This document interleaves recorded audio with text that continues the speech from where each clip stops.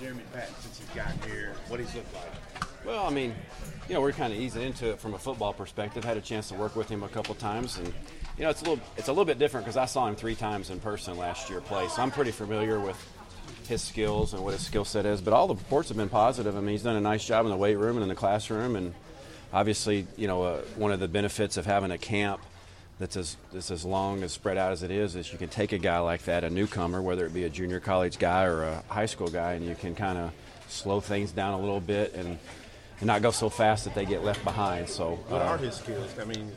He's run, jump, tall, weighs a lot, gifted. I think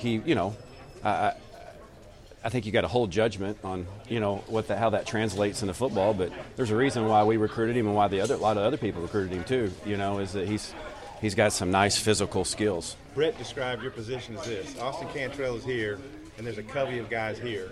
So you're going to earn your paycheck in this camp trying to sort out the guys behind Cantrell? Yeah, I think CJ has certainly showed some signs of we could sit here and go down a list of every one of them and talk about some things that they've improved on and things they need to continue to work on.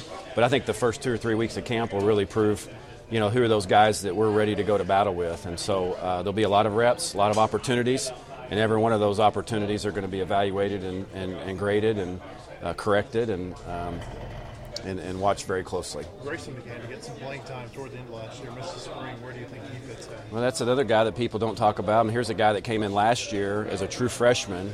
It really surprised us as coaches who recruited him and evaluated him. We thought he had some great qualities, but he came in and just really showed a great desire to learn and to compete. And we're very excited to see him after he's healed up. Obviously missing 15 days of spring was not a great thing for him, but he's very intellectual and he's very competitive, and he's weighing, he's in the 240 range now, which is, he's almost verging on being bigger than I thought he could be by the time he was a senior, so he's really dedicated himself. And so I think we've got a really healthy competition at that position group.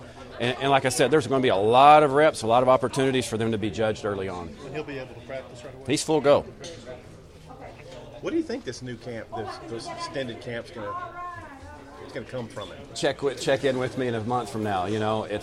It is what it is, so it's the way it's set up, and we're going to go and try to take advantage of the way it's set up to best get our football team ready to play good football early and at the end of the year. And so it's a little bit uncharted waters, so to speak, but I think our guys are in good shape. And but I'm, as a coach, as a position coach, one of the things I like best about it is being able to maybe be a little bit more methodical and slow down a little bit, get your teaching done, get your corrections done, and get great evaluations. Is it weird being around football as long as you have to not have 2 a day? I guess, yeah. It's changed, guys. You guys know that. Over the last few years, it's changed.